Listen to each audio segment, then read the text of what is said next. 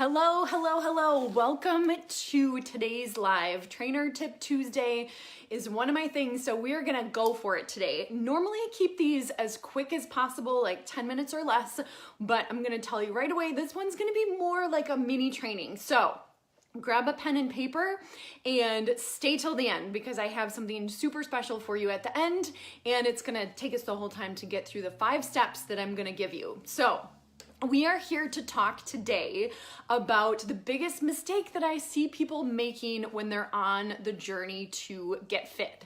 And then of course, we're not just gonna talk about the problem, we are gonna talk about solutions because I'm all about giving you actionable, useful things that can help you on this fitness journey. So before I get started, before I dig into all the goodness, I wanted to introduce myself. My name is Katie Hunt. I'm an ACSM personal trainer and creator of Fun Seeker Fitness, and I help high achieving women ditch inconsistency so that they can get the muscles and the mindset that supports the muscles for good. It's all about habit building. So again, today we're talking about the biggest mistake I see people make when they're trying to get fit. So I have a question for you right out of the gate, and that question is, how many of you dwell in mistakes?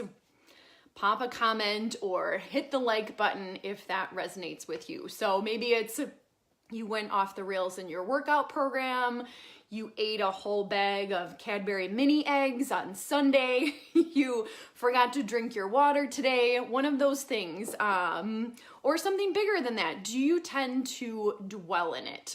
Or how quickly do you rebound is another way to ask yourself that question. So that is going to lead us into the answer to the biggest mistake that I see people make, including myself, especially at the beginning of this fitness journey, is getting stuck in the mistake. It's like quicksand, getting stuck in the mistake. So what I want you to write down, like I said, this is a mini training, so grab a pen and I want you to write this down. Write down, you are not your mistake. So that, even though that's not on my list of steps, just think about your entire life. So however old you are, your entire life, and think of all of the mistakes that you made, right? All of the mistakes that you recovered from, and know that, or remind yourself that none of those singular mistakes define who you are right now. Hopefully you learn from those mistakes. So another way to kind of drive this point home that you are not the mistake, you are not your mistakes, is if you think about your very best friend. Shout out to my girl Jill, my girl Teresa, my girl Missy, and my girl Becky. Hello. They know, those are my besties that know every mistake I have ever made. And more. They probably see more of the mistakes than I even see, right? Because they're my best girls. So when you think about your best friend, you probably know all of her mistakes, right? But when you think about her, that's not how you define her, right? So that's another way to kind of let yourself off the hook with making mistakes, get yourself out of the dwell cycle. So if the dwell cycle is the number one mistake that I see people making in their fitness program, how can we fix that? So I've got 5 steps for you that we're gonna go through. But first I wanted to tell you guys a little story about a mistake that I made over the past weekend. This is very recent and actually what sparked me putting together this little mini training. So over the weekend, I got into a little bit of a conflict. Ugh. And if you know me, you know that conflict and fighting especially is quite literally my least favorite thing in the world. Is it necessary sometimes? Absolutely. There's a great book called The Magic of Conflict that my dear friend, another bestie, Athena gave me. And so yes, it's absolutely necessary sometimes, but here's the deal. So here's what happened. So I interpreted a comment as something that was a hurtful insult towards me. That's how I interpreted the comment. So what did I do? How did I handle this? Well, I hurled back a hurtful insult myself. Yeah, not proud. Katie Hunt, 39, going on age 7, right? Oh, So how many of you have done this in the past? Right? Yes, I have done that, or little emoji with the hand up. If you have ever done this. So not my proudest moment, right? Absolutely not. But we're especially prone to do that with our loved ones, right? The people that know how to push our buttons, the people who we know how to push their buttons. So how do I relate this to workouts? So sometimes we eat a whole bag of candy, right? Sometimes we eat a whole pizza or stuff ourselves silly with tacos. Not that I have ever done that one. Sometimes we skip a whole week of workouts. And we know that that's not our best self behavior. Like, you know that here. Excuse me. But we did it anyways. You did it anyways. So the reasons for these things happening are endless. And good news for you, the reasons don't really matter. What matters is what happens after. And these are the 5 steps. I'm going to tell you how I took myself through them and how they relate to, let's say that you skipped your workouts for the past week or 2 weeks. So these are steps to move on and not get stuck in the dwell cycle. So not get stuck in that number one problem that I see, because when we get stuck in that, you are just wasting so much time and so much energy, right? Okay, so let's get right to it. Step number 1 is to own it. Own the mistake. Be better. Oh, here's another quotable from this live. Be better than the blame. Be better than blaming someone else for the mistake that was made. You can't own your mistake and simultaneously blame someone else. So even if we rewind for a second and look at what I just said, I said something about how family or close friends or something, they know how to push our buttons. That was blame, right? Anybody gonna call me out on that? I'm gonna call myself out on it. Okay, so in my situation, I acted totally immature, right? I responded to something I interpreted as hurtful with something hurtful right back. Again, to my 7-year-old self, just kind of came out swinging. And would it be super easy for me right now, or when I tell that story to others, to say, well, so-and-so said something mean first? Sure, that would be super easy. That would be so easy. But the question here is, does blame ever solve your problem? That is another quotable. Write that down. Does blame ever solve the problem? And the answer, of course, is hell no. Hell no. It does not solve the problem. Never once in the history of the universe has blame solved a problem. Okay, so we're not going to get stuck in the blame cycle either. So in terms of workouts, I hear a lot of things. It's super easy to blame lack of time, lack of money, lack of support, lack of knowledge, or even lack of motivation as the reason why your workout didn't get done, right? So what I challenge you to do now is to own whatever the mistake was that you make, or own whatever excuses you are, or whatever things you're blaming for not getting your workout done. Own it. Be better than the blame. That's step 1. Step 2 is to apologize. We made a mistake. So sometimes this is 2 parts. Sometimes it's to another person, like in my situation, and sometimes it's to yourself. Okay? So in my particular situation, I did the best that I could in that moment to apologize. Did that work out? Not so much.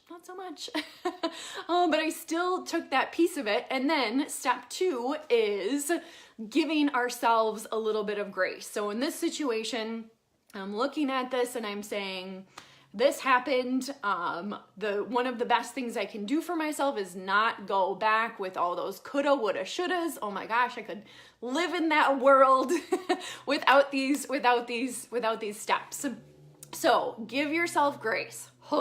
And I know for If you're anything like me, you high achievers out there, this one can be the hardest because we believe in high achieving and we're aiming so high. When we do slip up and do something, especially when we know that we shouldn't, like logically you know that you shouldn't, it can be really tough to forgive ourselves for that.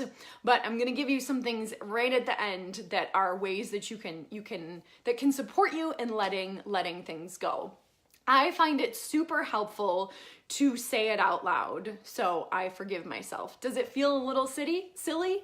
Maybe. But does it work? Yes. So do we care if we look silly? No. All right. So moving on to where are we at? Step number 3. Okay. So step number 3, I'm going to have a little sip here. Step number 3 is to accept the consequences. Dun, dun, dun. So what are the consequences? So in my Easter story, have I done, or in my past weekend story, have I done permanent damage to that relationship? I'm accepting the consequences. Maybe. I don't really know yet. We like to hold grudges in my family.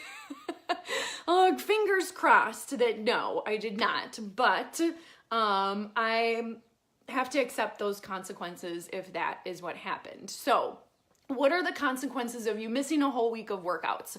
Maybe it's less energy throughout the week. Maybe you're more crabby. I definitely am more crabby when I miss my workouts. Maybe it's missing out on that daily satisfaction of feeling really good. Maybe it's missing out on that self-care and all the hundreds of benefits of self-care. Maybe it's a performance goal that got delayed, or maybe it's a performance goal that got delayed, or maybe it's missing out on the social component of your workouts. You missed, maybe you let someone down, and that's one of the consequences. So accept it and recognize it, and then move on to step 1. Oh my gosh, where am I at? 1, 2, 3, 4. I think I'm on 5. No. Yeah, step number 4. Ooh, if you've ever been in my classes, you guys know I can't count. Can't keep track of my count. That's why I like to hire teachers' assistants for my classes. Okay, so moving on to step number 4 is to learn the lesson. Maybe this is the most important one. If I had to pick out of any of them, learning the lesson is the most important part. And one of my favorite quotes and quotes that I choose to live by is, don't be sorry, be better. We all have had apologies where then the person turns around the next day and does the same thing, right? So in my weekend situation, the best thing that I can do for myself right now is imagine myself in this situation in the future and go through the steps that my higher self would take the next time. So what would I do the next time? I would take a deep breath. Maybe I would ask for clarification about the comment that I was interpreting as mean. Maybe I would say how I feel instead of hurling back some kind of insult. Maybe I would just shut up, right? Maybe I would just, not say anything, just let it roll off me. Any of those things would be not, don't be sorry, be better. Any of those things would fit into that category. So if you skipped your workout, how did it take a toll on your day? Or did it? Did you, what is the lesson here? Maybe the lesson is that you made a choice to do something else that was really important to you. Or, maybe your family needed attention or something like that. And maybe the lesson is that, wow, you really value your family and needed to spend time with them. And what a great thing to learn about yourself. Or maybe the lesson is that the week that you skipped your workouts, you feel awful and you know that you're not performing well at work, like your whole life is kind of out of balance. And the lesson is that consistent workouts really do give you this kind of stability in your emotions and in your performance. So what is the lesson? Okay, so then finally we're on step number 5. I love that you are sticking with me through this. So step number 5, deep breath. Step number 5 is to let it go. I like to say, let that shit go. Sorry for the explicit content. Anybody here click like or yes, that's me, if you find this one to be the hardest. Letting it go, letting it be. It sounds so easy, right? But again, this is how we get stuck when we're not letting it go. And I find that rituals or even visualizations are really, really helpful for me to let things go. So I'm going to give you a couple of the things that I do to try to let something go. So one of them is a little visualization practice. So I'll visualize like a ball of yarn or a ball of string or something that's like all knotted up and tied really tight. And I'll visualize myself like untangling it and then having that one long free string. That's what I'm trying to say. So that's a fun visualization. Entertaining as well. I find it entertaining. Maybe you do. I find it entertaining to do that in my mind. Give me a big ball of Christmas lights. I'm not doing that for you. Okay, so another one is to visualize a balloon and letting it float up to the sky. We're not going to do that in real life because that's littering, okay? But maybe you visualize, writing that thing that you want to let go on the balloon and letting it float up into the sky. Another one is to write it in the sand and let the tide wash it away. I did this a ton when I was in San Diego last October. It is so much fun. And again, I like to give you guys things that other people will think that you are nuts, but you will be a better person for it. Let's see, writing it down on a little piece of paper and burning it. I like to burn things, okay? Anybody else? Not in a scary way, though. In a freeing sort of way. And you could also do a simple I let go meditation. So just over and over in your mind, almost chanting, you could say, I let it go, or I've let it go. In that future tense. A life coach that I worked with a few years back used to have me pretend I was like drop kicking that thing or throwing it out of a window of like a super high building. I love those. That always kind of made me laugh too, so that one really worked for me. All right, so and then I'm gonna just wrap this up with a quote from one of my ex-boyfriend's fathers, who is one of my favorite people on the planet. This dude was awesome. Hi, Mark, or family, if you are watching this. But one of his quotes was that he said oftentimes is, you can look back, but don't stare. It's a good rule for life, isn't it? So I hope that those 5 steps helped you. If they helped you, like this video, heart this video, share it on your page, share it in a message with a friend. If you like helping people, any of those things commenting below is gonna help other people see this and help get us out of that dwell cycle. Let's stay out of it together. Let's hold each other accountable. And if this information was really helpful for you, and you want a complete workshop, this is one of my signature workshops. It's called 5 steps to get back to reset your workout program and get back on track. And that workshop right now is only available inside of my Build Your Base at Home fitness program. So that whole program is a do-it-yourself program, and it is for you if you want a step-by-step system to not only build muscle and lay the foundations of fitness, but also you want to be able to build the habits and the mindset that will keep you, that will not only build the foundation of fitness, but will also help keep you strength training and exercising for life. So that program right now is available for a ridiculous price. I don't know how long I'm going to leave it there. It's $97, and if I could pay $97 to change my life in the way that this program can do for you, if you do all of the stuff inside of it, but I'm feeling generous My word of the year is generous, so I'm gonna leave it at that price at least for a couple of days. And you know, of course, I want this to be accessible to as many people as possible. So if you want to get access to that, pop a comment below that says, "Give me the link, Katie. Sign me up for the link. I want in, and I will give it to you." And you can start today. Oh my God. All right. Thank you so much for watching and being here till the end. I love you so much. Any questions, comments, concerns, feedback, let me know, or any stuff that you want to talk about. Happily, I will be back here next week with some more trainer tips for you. See you soon.